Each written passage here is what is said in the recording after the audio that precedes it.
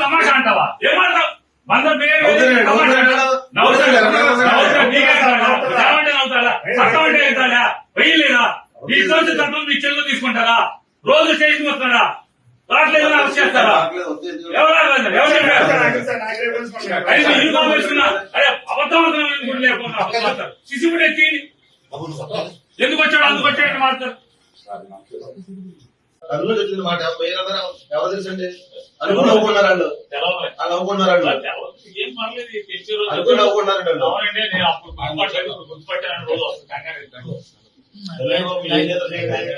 వేస్తారేమో అంతేనా